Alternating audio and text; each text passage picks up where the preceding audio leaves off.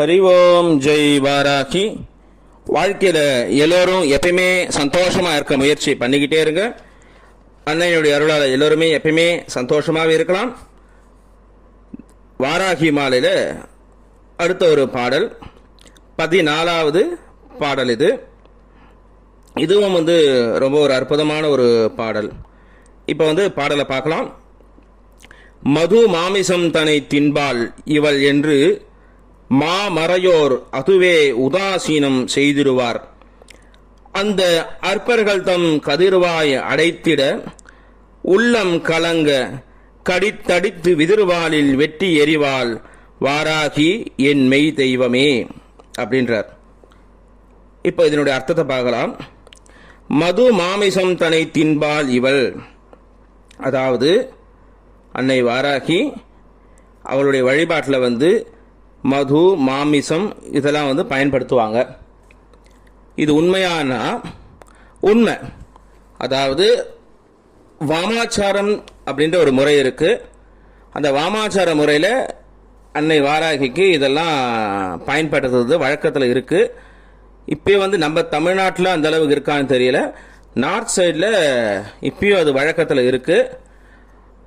அந்த உபாசனை பண்ணுறவங்கள அது நைவேத்தியம் பண்ணிட்டு அதையே அவங்க சாப்பிட்ருவாங்க. இப்போ மதுவாகட்டும், மதுவை குடிப்பாங்க, மாம்சத்தை சாப்பிடுவாங்க. இந்த அப்போ என்ன நினைக்கிறாங்கன்னா, இந்த அம்பாள் மது மாமிசம் சாப்பிட்ற சாமி, இது ஒரு உக்ரமான சாமி, மது மாமிசத்தை சாப்பிடுது அப்படின்ட்டு உதாசீனம் பண்ணுவாங்களாம். யார் உதாசீனம் பண்ணுறாங்க, வெறுக்கிறாங்க அப்படின்னா மாமறையோர் அதுவே உதாசீனம் செய்திருவர். மாமறையோர்னா யாரு? வேதம் படிக்கிறவங்க. வேதத்தில் என்ன சொல்லியிருக்கோ அதன்படி யாக யஜ்ஞங்கள்லாம் பண்ணி சௌமியமாக இறைவனை பூஜை பண்ணுறவங்க இந்த அம்பாலை மாம்சம் சாப்பிட்றவோ மது சாப்பிட்றவோ குடிக்கிறவோ அப்படின்னு சொல்லிட்டு உதாசீனம் பண்ணுறாங்க. உதாசீனம் பண்ணுறது மட்டும் இல்லை, அவ என்ன பண்ணுறதுன்னா, உதாசீனம் உனக்கு வேணாம் அப்படின்னு நம்ம ஒதுக்கிக்கணும். ஒதுங்கிக்காத பட்சத்தில் அவங்க என்ன பண்ணுவாங்களாம், அந்த யாரெல்லாம் உபாசனை பண்ணுறாங்க இல்லைங்களா, அவங்களையும் ஒரு மாதிரி தூஷணை பண்ணுறது, அவங்கள அசிங்கமாக கிண்டல் பண்ணுறது. இவன் மது சாப்பிட்ற தெய்வத்தை வணங்குறவன், மாம்சம் சாப்பிட்ற தெய்வத்தை உபாசனை பண்ணுறவன் அப்படின்னு சொல்லிட்டு இந்த மாதிரியான மாமறையோர் வேதம் படித்தவங்க உதாசீனம் பண்ணுவாங்க. இப்போ இல்லை, இது அந்த காலத்தில் நடந்தது. அவர் உபாசனை பண்ண காலத்தில் நடந்த ஒரு விஷயம் இது. ஏன்னா இப்போ எல்லாருக்குமே தெரியும் அன்னையுடைய ரூபம் என்ன, அன்னையுடைய சக்தி என்னன்ட்டு எல்லா வேதம் படித்தவங்களுக்கும் இப்போ எல்லாருக்குமே அன்னையை பற்றி தெரியுன்றதுனால, அவருடைய குணம் என்னன்னு நம்ம எல்லாருக்குமே தெரியுன்றதுனால இப்போ எல்லாருமே வேதம் படித்தவங்களாகட்டும் படிக்காதவங்களாகட்டும் எல்லாருக்குமே அன்னையை உபாசனை பண்ண நிறைய பேர் ஆரம்பிச்சிட்டாங்க. இது அந்த காலத்தில் அவர் எழுதின காலத்தில் நடந்த ஒரு விஷயம் இது. அதனால அவர் அப்படி எழுதுறார். உதாசீனம் செய்திருவர் அந்த அற்பர்கள் தம் கதிர்வாய் அடைத்திட, அதாவது அவங்க இந்த மாதிரி உதாசீனம் பண்றாங்க இல்லைங்களா, அப்போ இந்த உபாசகர்களுக்கு ரொம்ப கஷ்டமா இருக்கும். இப்போ நான் ஒரு தெய்வத்தை உபாசனை பண்ணும்போது அந்த தெய்வத்தை நீ கிண்டல் பண்ண என்ன ஆகும், என்னுடைய மனசு வேதனைப்படும் இல்லையா. அம்மா நான் உன்னை பூஜை பண்றேன், அவங்க உன்னை கிண்டல் பண்ணும்போது எனக்கு மனசு கஷ்டமா இருக்கு இல்லையா, அப்படின்னு நம்ம வேதனைப்படுறோம் இல்லையா. அதனால என்ன பண்றாங்களாம், அம்மா அந்த உதாசீனம் பண்ற அந்த மறை ஓதுறவங்களுடைய கதிர்வாய் அடைத்திட, அவங்க வாயை அடைக்க வச்சு உள்ளம் கலங்க நடுங்குறான். அவங்க உள்ளம் பயத்தால நடுங்குற மாதிரி பண்ணி விதிர் வாளில் வெட்டி எறிவாள். அவ கையில வச்சிருக்கா இல்லையா, அந்த கத்தியால வெட்டி வீசி எறிவாளாம். வாராகி மெய் தெய்வமே அப்படின்றார். என்னுடைய உண்மையான தெய்வமே அம்மா அப்படிங்கிறார்.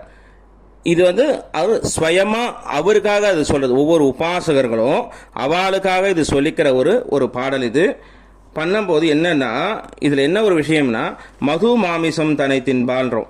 இப்பயும் மது மாமிசம் அம்பாளுக்கு படைக்கலாம்.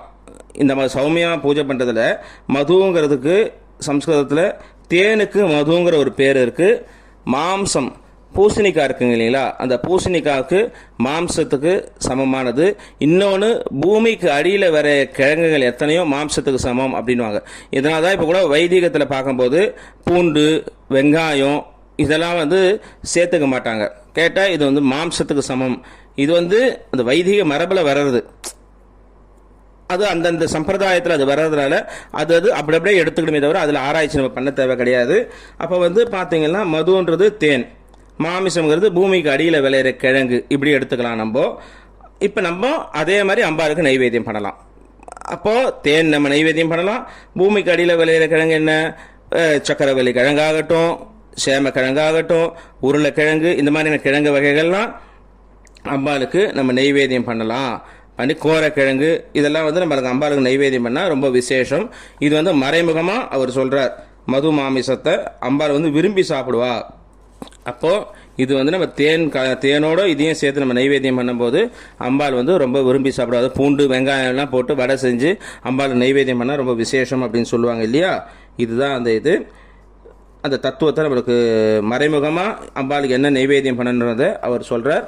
இந்த விஷயத்தின் மூலமாக என்னன்னா, அம்பாளை உபாசனை பண்ணுறவங்களை உதாசீனம் பண்ணக்கூடாது. அம்பாள் மது மாமிசம் தன்னை சாப்பிட்றவோ அப்படின்ட்டு யாரும் அவளை வெறுக்காம, அவளை நம்மளுடைய அன்னையா உண்மையான தெய்வமாக அம்பாளை நம்ம பிரார்த்தனை பண்ண போது அவள் நம்மளுக்கு எல்லா நலங்களையும் நம்மளுக்கு கொடுப்பா. இதில் இன்னொரு விஷயம் இருக்குது, ரகசியம் இதில் இருக்குது. ஏன்னா தந்திர சாஸ்திரங்கள் இதில் சொல்லுவாங்க. தந்திர சாஸ்திரத்தில் என்ன ஒரு விஷயம்னா, இது வாராகி உபாசனைங்கிறது சாமானியமான மக்களுக்காகனது இல்லை. இந்த தந்திரத்தில் வரும்போது இந்த மது மாமிசம் நம்ம வாயில் சொல்லிடலாமே தவிர, இது சாதாரணப்பட்ட மனுஷங்கள், நம்ம சாதாரணப்பட்டவங்களுக்கு ஒரு குரு மூலமாக இருந்து, ஒரு குருவை அடைஞ்சு, ஒரு குரு மூலமாக அம்பாள் மேலே ஆழ்ந்த நம்பிக்கை ப்ளஸ் குரு மேலே ஒரு இடைவிடாத ஒரு பக்தி, குரு என்ன சொன்னாலும் அதை கேட்டு அதன்படி இருந்து அப்புறம் உணரக்கூடிய ஒரு விஷயம்தான் இந்த வாராகி வழிபாடு.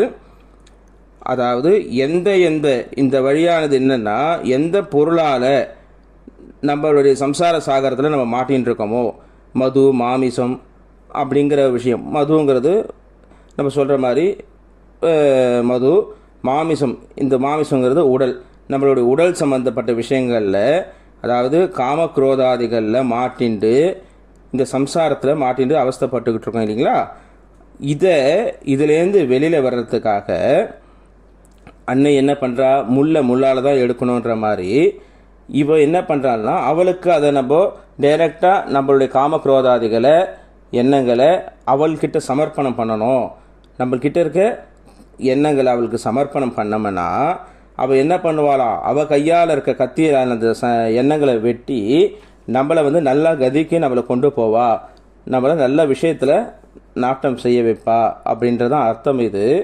அதாவது முதல்ல என்ன, மது மாமிசம் தன்னை தின்பால், மது மாமிசத்தை நம்ம படைக்கிறாங்க இல்லையா, அதே போல தான் நம்ம மது மாமிசம்ங்கிற நம்ம கிட்ட இருக்க காமக்ரோதாதிகளை அன்னைக்கு சமர்ப்பணம் பண்ணணும். சமர்ப்பணம் பண்ணோம்னா என்ன ஆகுமா, அவள் கையால் இருக்க அந்த கத்தியால் வெட்டி அந்த காமக்ரோதாதிகளை அழித்து நம்மளுக்கு நல்ல கதியை கொடுப்பா. இது என்னன்னா, சாதாரணப்பட்டவங்களுக்கு இது தெரியாது. மாமறையோர் அதுவே உதாசீனம் செய்திருவர். அதாவது மாமறை அப்படின்னா என்ன, வேதத்துக்கு மாமறைன்னு ஒரு அர்த்தம் இருக்குது. இன்னொரு விஷயம் என்னன்னா, மானா பெரிய, மறைனா ரகசியத்துக்கு மறைன்னு ஒரு பேர் இருக்குது. இந்த மாதிரி ஒரு உட்பொருள் தெரியாத, ரகசியத்தை தெரியாதவங்க தான் என்ன பண்ணுவாங்கன்னா கிண்டல் பண்ணுவாங்களாம்.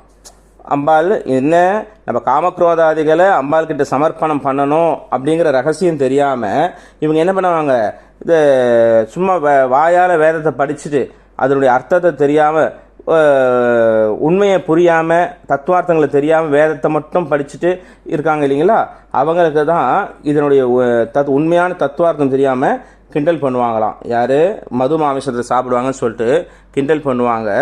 அப்பேற்பட்டவங்களுடைய தான் அம்பாள் விதிர்வாளில் வெட்டி எறிவாள் அப்படின்னு சொல்லி அவர் முடிக்கிறார். என்னது, மெய் தெய்வமே அப்படின்னு சொல்லி முடிக்கிறார்.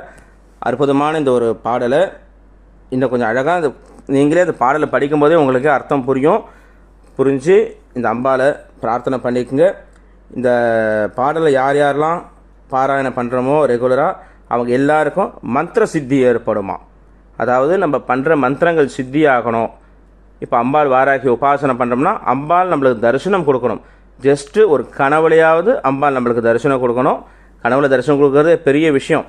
அப்பேற்பட்ட ஒரு தரிசனம் நம்மளுக்கு கிடைக்கும். இந்த மந்திரத்தை பாராயணம் பண்ண, இந்த பாடலை பாராயணம் பண்ணிக்கிட்டே வந்தோம்னா அன்னையுடைய மந்திரங்களை உபாசனை பண்ண பண்ண பண்ண பண்ண அம்பாவுடைய மந்திரங்கள் சித்தியாகும்.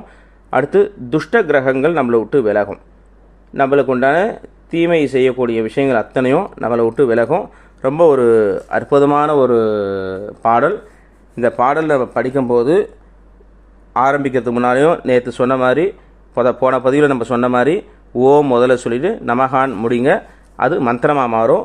இதை நம்ம குறைஞ்சபட்சம் ஒரு நாளைக்கு ஒரு 11 முறையாவது இந்த பாடலை படிக்க நம்ம என்னென்ன மந்திரங்கள்லாம் நம்ம ஜபம் பண்ணுறோமோ, வாராகி மந்திரமாகட்டும், கணபதி மந்திரமாகட்டும், எந்த மந்திரங்கள் நம்ம ஜபம் பண்ணுறோமோ அதுக்கு முன்னால் ஒரு 11 முறை இந்த மந்திரத்தை பாராயணம் பண்ணோம்னா அன்னையினுடைய அருளால் நம்ம என்னென்ன மந்திரங்கள்லாம் ஜபம் பண்ணோமோ அத்தனையும் சித்தி ஆகும் அப்படின்ட்டு இதனுடைய பலஸ்ருதி சொல்கிறது. வாழ்க்கையில் எல்லாரும் இதை பாராயணம் பண்ணி எல்லா வளமும் நலமும் அடையணும்னுட்டு அன்னை வாராகிய பிரார்த்தனை பண்ணிக்கிறேன். எல்லாருக்கும் வாழ்க்கையில் எல்லா வளமும் நலமும் கண்டிப்பாக அன்னையினுடைய அருளால் கிடைக்கும். அடுத்த பதிவில் அடுத்த ஒரு அற்புதமான ஒரு பாடலை பார்க்கலாம். ஹரி ஓம் ஜெய் வாராகி, ஹரி ஓம் ஜெய் வாராகி, ஹரி ஓம் ஜெய் வாராகி.